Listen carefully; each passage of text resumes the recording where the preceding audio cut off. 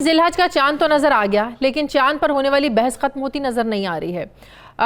Chairman مرکزی رؤیت ہلال committee مفتی منیب الرحمان کے اعلان کے مطابق ملک بھر میں عید الاضحیٰ 1 اگست بروز ہفتہ ہوگی، جبکہ وفاقی وزیر سائنس اور ٹیکنالوجی فواد چودھری نے 15 جون کو ٹویٹر پر یہ اعلان کیا تھا کہ وزارت سائنس اور ٹیکنالوجی کے کیلنڈر کے مطابق عید الاضحیٰ جو ہے یہ 31 جولائی بروز جمعے کو ہوگی۔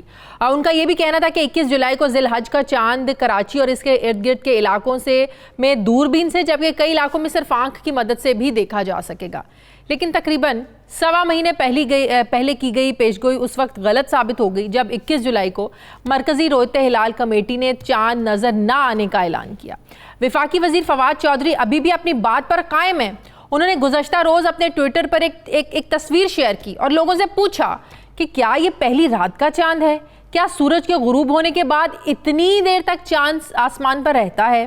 انہوں نے ٹیکنالوجی کے حوالے سے اپنے روایتی انداز میں تنقید بھی کی کہ پرانی ٹیکنالوجی میں ایک چیز حلال ہے تو نئی ٹیکنالوجی میں یہ حرام کیوں ہے، جس کے جواب میں چیئرمین رؤیت ہلال کمیٹی نے کافی سخت رد عمل دیا۔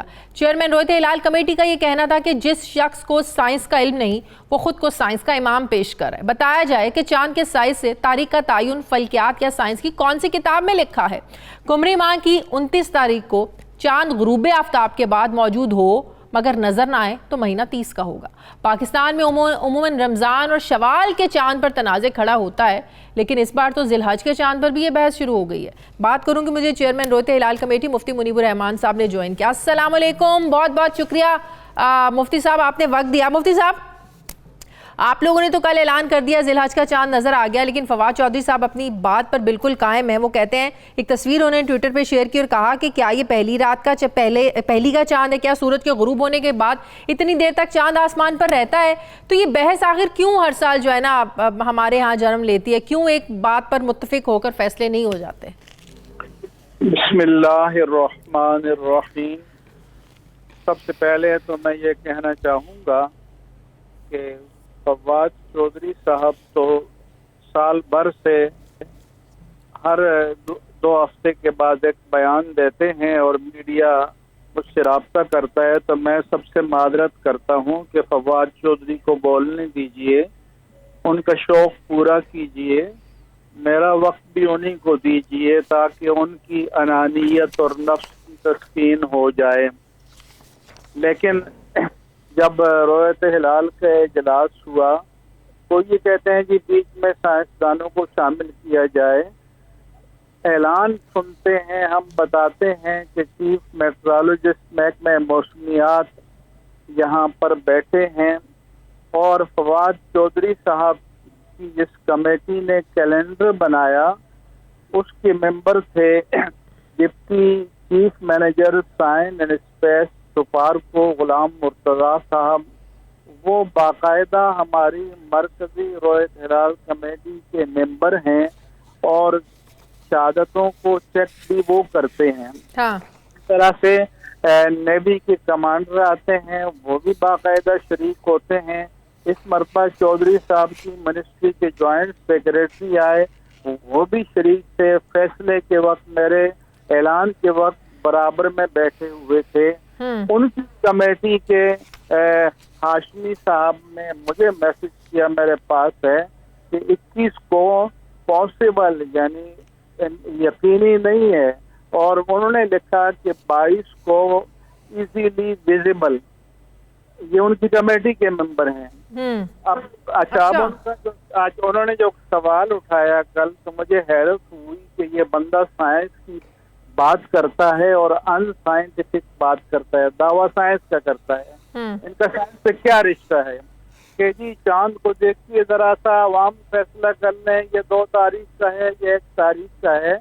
تو پہلا سوال یہ ہے کہ سائنس یا فلکیات اور آسٹرونومی کی کس کتاب میں لکھا ہوا ہے؟ فواد چودھری دکھائیں کہ چاند کی کے سائز کو دیکھ کر طے کیا جائے گا کہ وہ کس تاریخ کا ہے۔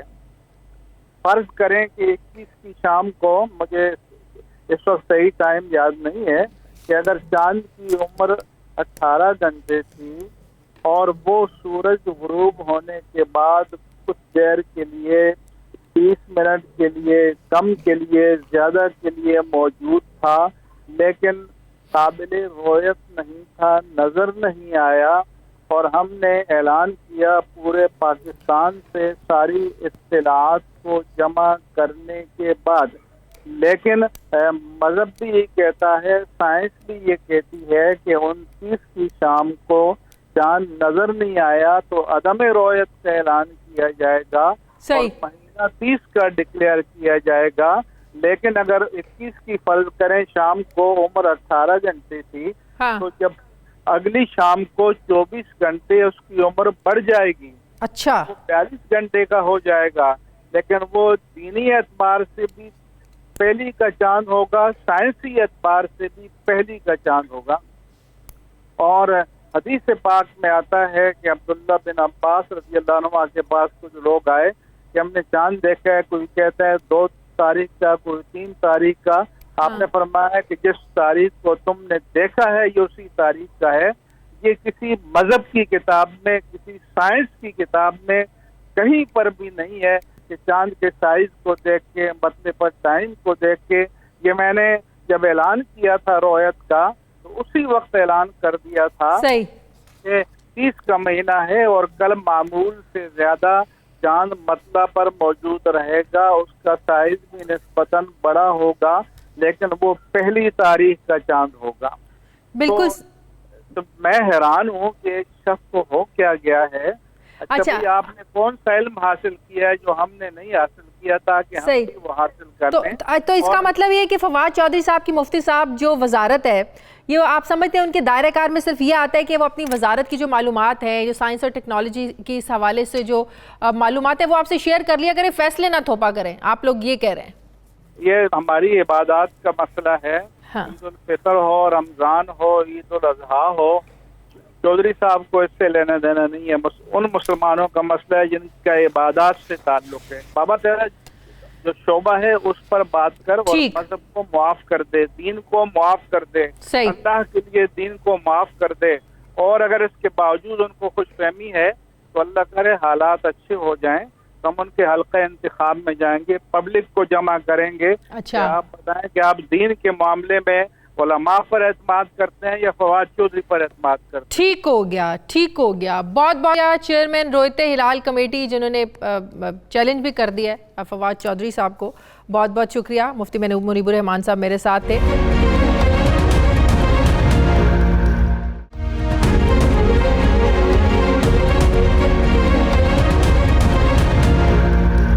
ناظرین آگے بڑھتے ہیں.